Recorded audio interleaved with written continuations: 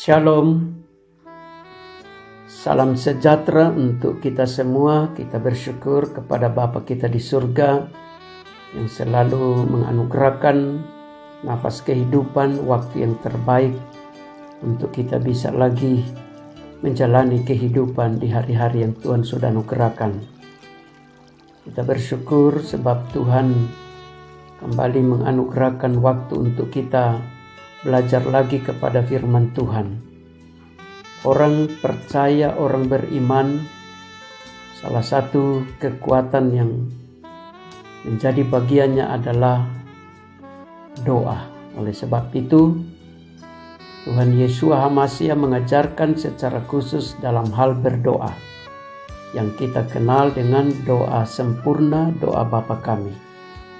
Dan kekasih-kekasih Tuhan, doa ini adalah doa yang diajarkan oleh Tuhan Yesus HaMasiah kepada murid-muridnya, bukan hanya sekedar menjadi doa yang dihafal, tetapi ini adalah skema atau ini adalah tubuh daripada doa orang percaya atau pola doa orang yang beriman.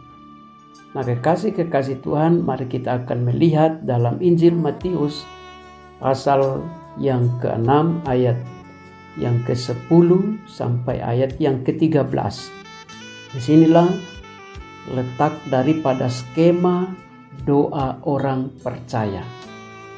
Pertama, kekasih-kekasih Tuhan, sebelum saya dan saudara masuk di dalam doa, mari kita mengenal bagaimana struktur atau skema daripada doa orang percaya, supaya saya dan saudara betul-betul pada saat kita berdoa kita memahami dan mengerti, dan juga saya dan saudara bisa mengalami kuasa di dalam doa daripada orang percaya yang diajarkan oleh Tuhan Yesus HaMasiah.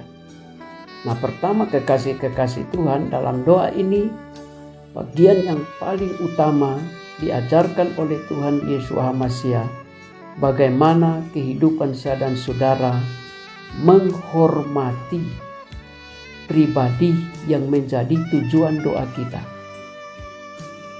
Bapa kita di surga, firman Tuhan katakan dalam pengajaran doa ini, Bapa kami di dalam surga, dikuduskanlah namamu.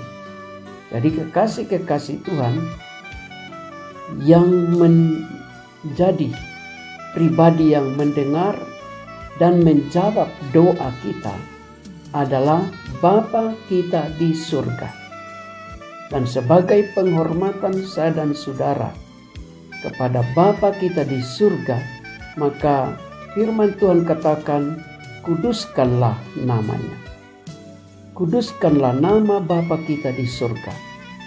Kuduskan artinya dihormati, dikagumi, disanjung puja, sebab nama Bapa kita di surga adalah kekuatan, adalah jaminan untuk saya dan saudara memperoleh jawaban daripada doa kita.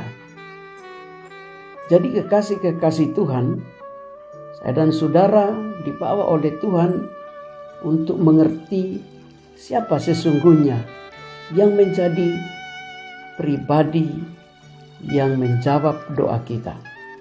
Jadi tujuan doa kita itu kepada Bapa kita di surga, Bapa yang empunya segala kuasa, Bapa yang mengadakan dari tidak ada menjadi ada, sehingga layaklah kehidupan saya dan saudara mempermuliakan nama Bapa kita di surga.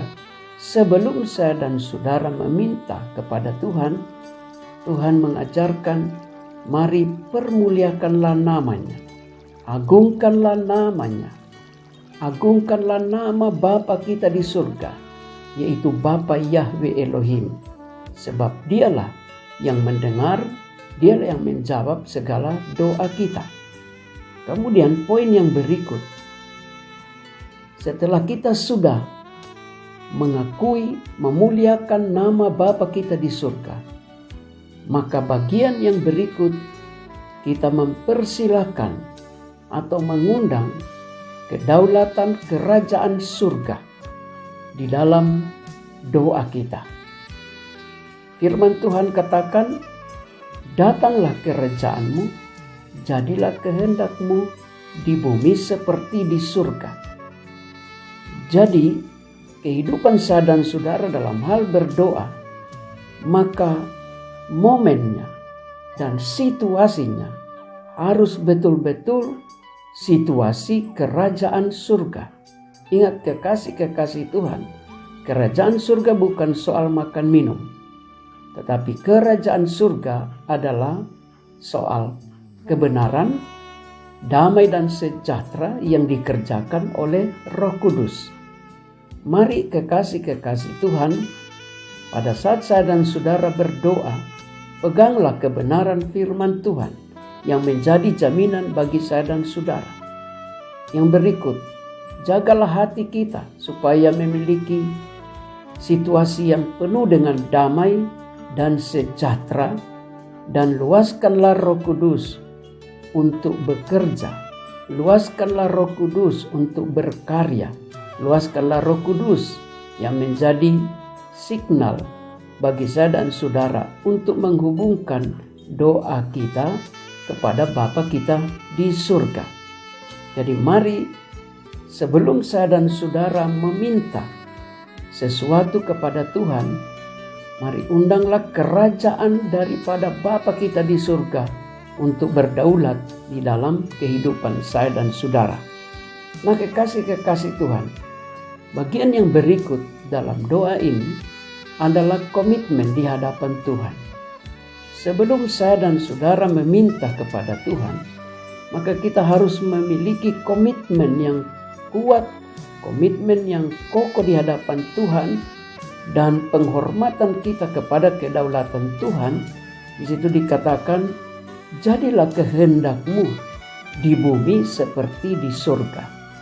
Artinya kekasih-kekasih Tuhan, kalau saya dan saudara menghadapi Tuhan di dalam doa, maka kita harus memiliki komitmen di hadapan Tuhan, yaitu yang terjadi dalam kehidupan kita bukanlah kehendak kita, bukanlah kemauan kita, tetapi kehendak daripada Bapa kita di surga. Saya dan saudara silakan meminta kepada Tuhan, tetapi dalam hal jawaban itu bukan berdasarkan kemauan kita, tetapi didasarkan pada kehendak Tuhan. Nah, inilah kekasih-kekasih Tuhan yang dimaksudkan komitmen di hadapan Tuhan. Supaya saya dan saudara tetap mengakui bahwa biarlah yang terjadi adalah kehendak Bapa kita di surga di dalam kehidupan kita. Kita hanya meminta kepada Bapa Surgawi, tetapi yang memberikan jawaban adalah sesuai dengan kehendak Bapa kita di surga. Yang berikut, kekasih-kekasih Tuhan, permintaan kita diajarkan oleh Tuhan dalam hal makan minum kita. Dalam hal kebutuhan kita, dikatakan, berikanlah kami secukupnya. Jadi, bukan berikanlah berlebih-lebihan, tetapi Tuhan menghendaki apa yang kita butuhkan hari ini, apa yang kita butuhkan hari di mana kita lewati, itu secukupnya, bukan berkelebihan, tapi berkecukupan.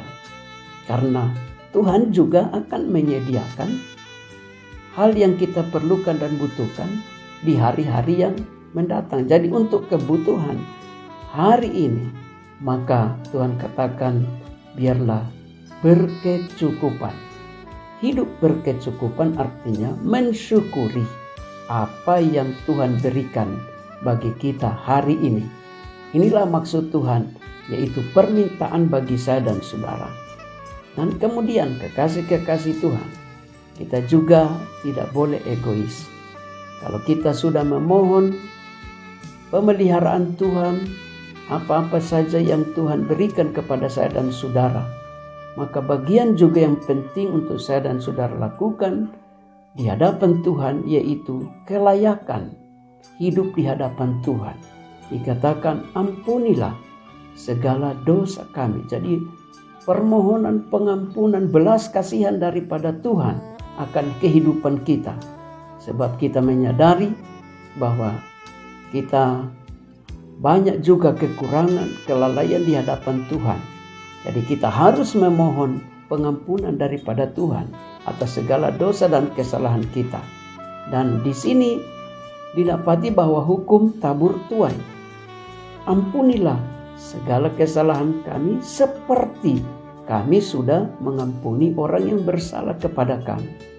Jadi kekasih-kekasih Tuhan, kalau kita memohon pengampunan dosa dan kesalahan kita di hadapan Tuhan, maka kita juga harus mengampuni orang yang bersalah kepada kita. Jadi sebelum saya dan saudara beroleh pengampunan daripada Bapa kita di surga, maka kita harus sudah terlebih dahulu mengampuni sesama kita yang bersalah kepada kita.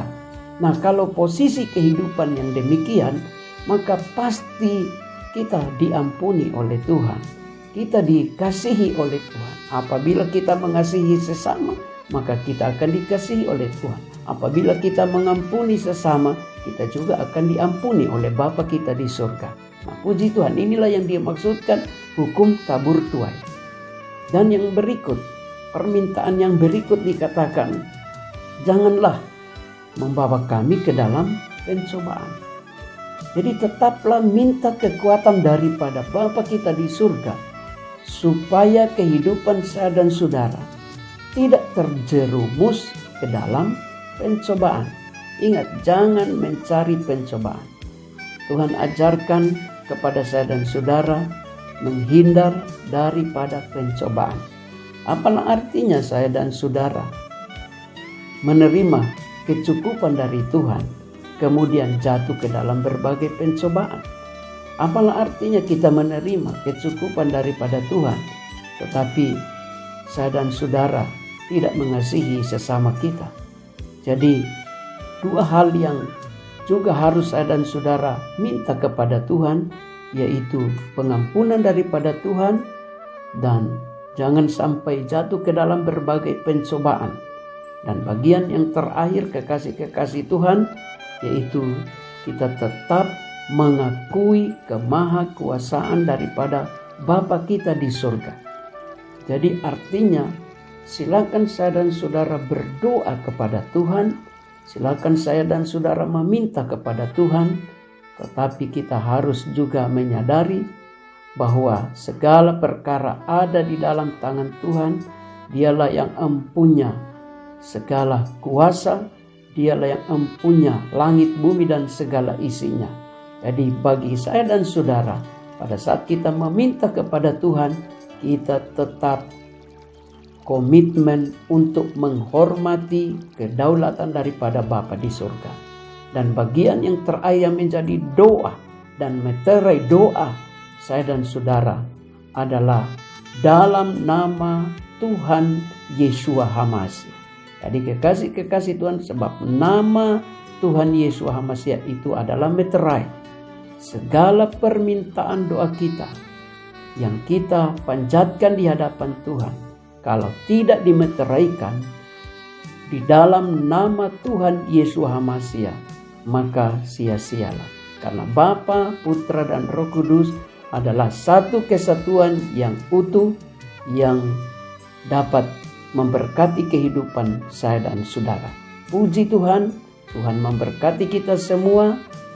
Inilah pola, inilah skema daripada doa orang percaya. Puji Tuhan, kita berdoa. Terima kasih Bapa Surgawi.